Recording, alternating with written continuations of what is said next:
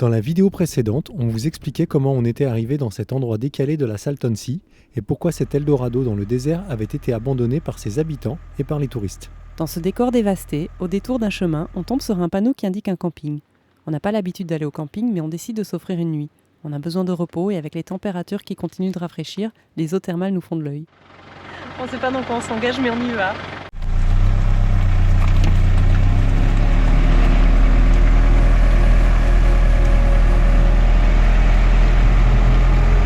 C'est pas si pire que ça. Non, c'est même carrément top. Le camping est principalement fréquenté par ce qu'on appelle ici les snowbirds, des personnes qui quittent le Canada ou le nord des États-Unis pour passer l'hiver au chaud dans le sud. 15 degrés au lieu de moins 40, on les comprend. En plus, le camping possède des sources d'eau chaude et une piscine minérale. Alors, elle est bonne ?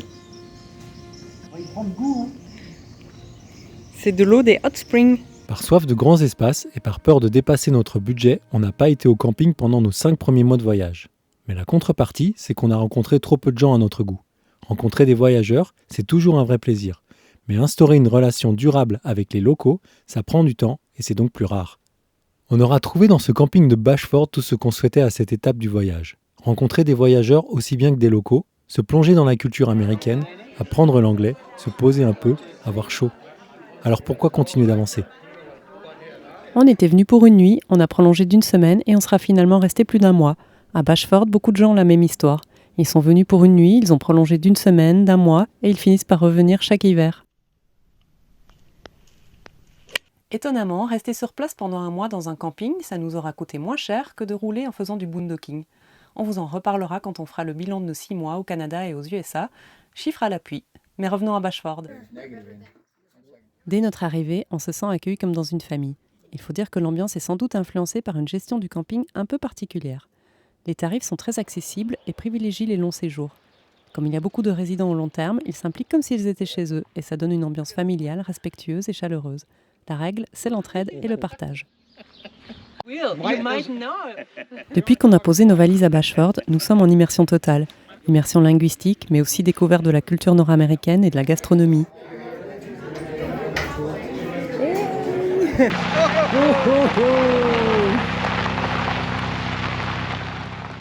Joe et Kevin nous proposent de nous emmener lors d'une de leurs sorties hebdomadaires en quad. On est au plein cœur du désert et ces coins sont impossibles à explorer sans un véhicule tout-terrain adapté.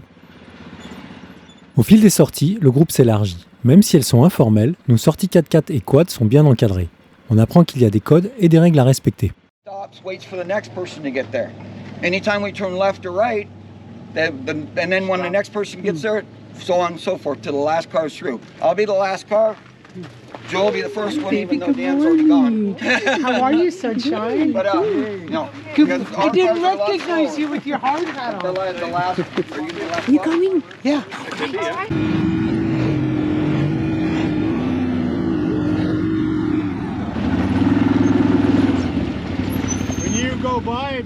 Nous, on était tout contents de saluer les gens. Mais la règle, c'est qu'avec la main, on indique le nombre de véhicules qui nous suivent dans notre groupe.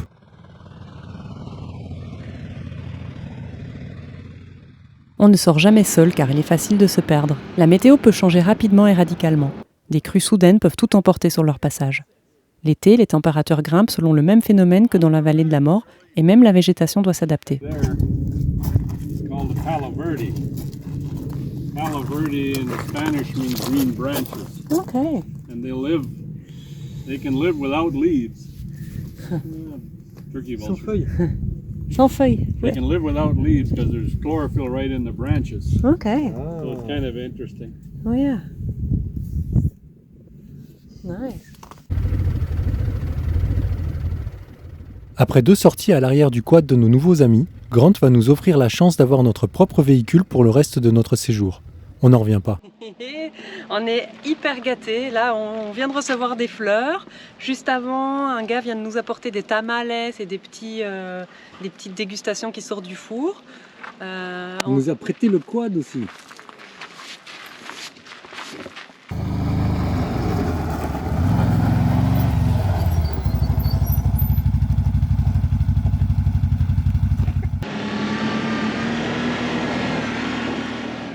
Le quad nous permet notamment d'accéder à des sites d'exploitation minière abandonnés qui ont contribué au développement et à l'histoire de la région. Hey there! Oh! You're brave.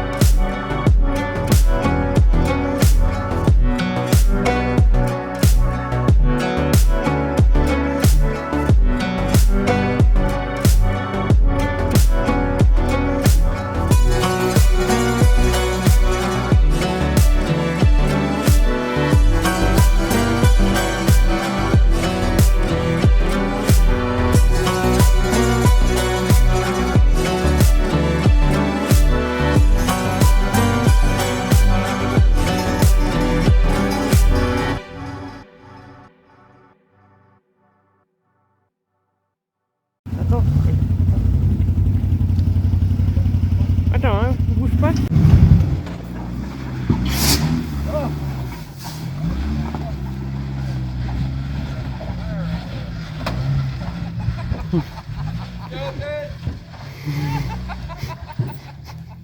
Gary, that's good. You're off the rim. Okay. Yeah, I wouldn't go any higher. Okay. Yeah, Then we'll you pull can that pull off that and then rock, we'll rock yeah. and throw the tire on there to the end. Yeah.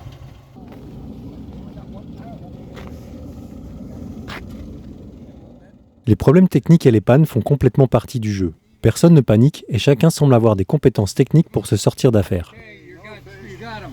Back up together. Let's go. Come on. Back up, no fish. There you go. There you go. Does anybody have a shovel? Les distances sont grandes. La première grosse ville avec des magasins est à 60 km de Bashford. Des personnes se sont régulièrement proposées pour nous emmener faire des courses et nous faire visiter la région par la même occasion.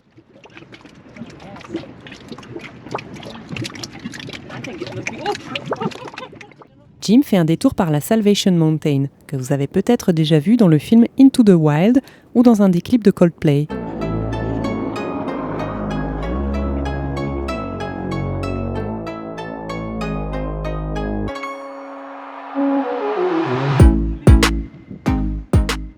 Cette œuvre d'art sur une colline du désert du Colorado est réalisée à base de paille, de briques d'argile et de milliers de litres de peinture sans plomb.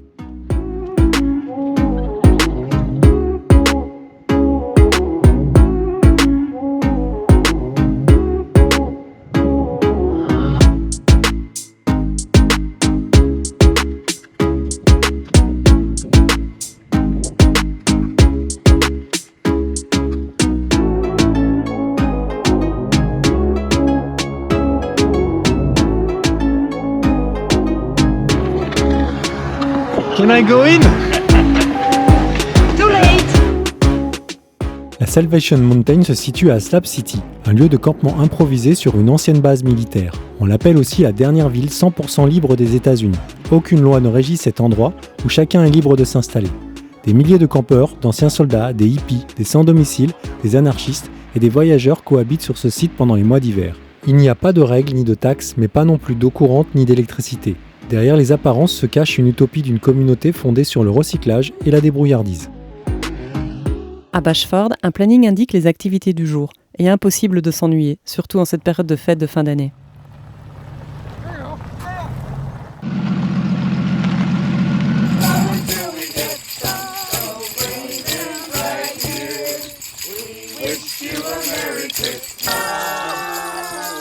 Ho, ho, ho there! C'est le ravitaillement.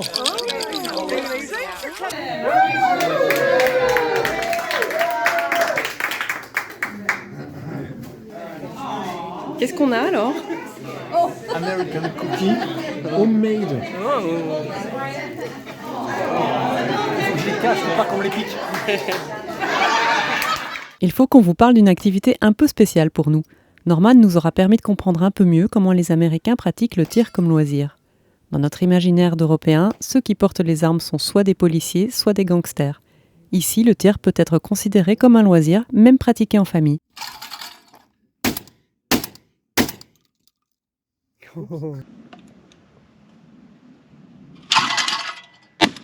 Nice! The lucky of the beginner. 2, 3, go!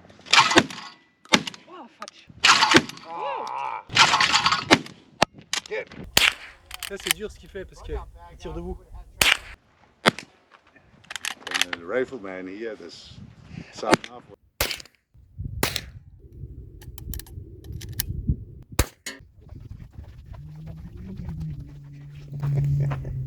Right there, that was where the red one was. On n'aura pas souvent la chance de rouler dans un tel engin. Moteur V8 de plus de 400 chevaux, suspension hors norme, Dave nous emmène dans son incroyable bolide.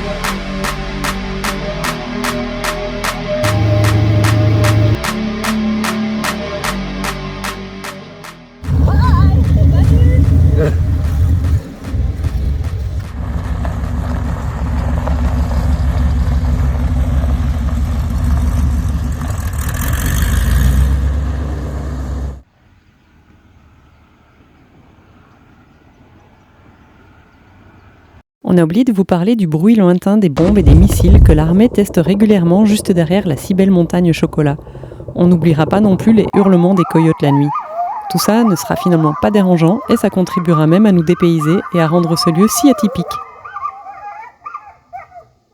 Toute bonne chose a une fin, notre visa américain se termine et c'est le cœur serré que nous quittons Bashford et ses habitants. Hello!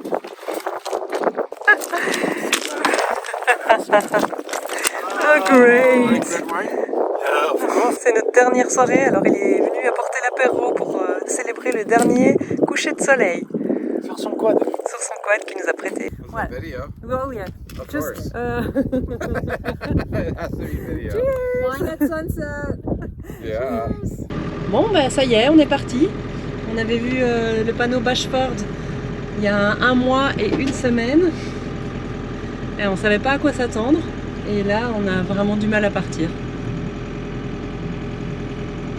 On a mis 3 heures à dire au revoir à tout le monde, je pense. Au moins ça. Depuis ce matin, on est occupé, puis là, il est 2 heures. En avant pour une nouvelle aventure! C'est la vie à Bashford, le temps il disparaît.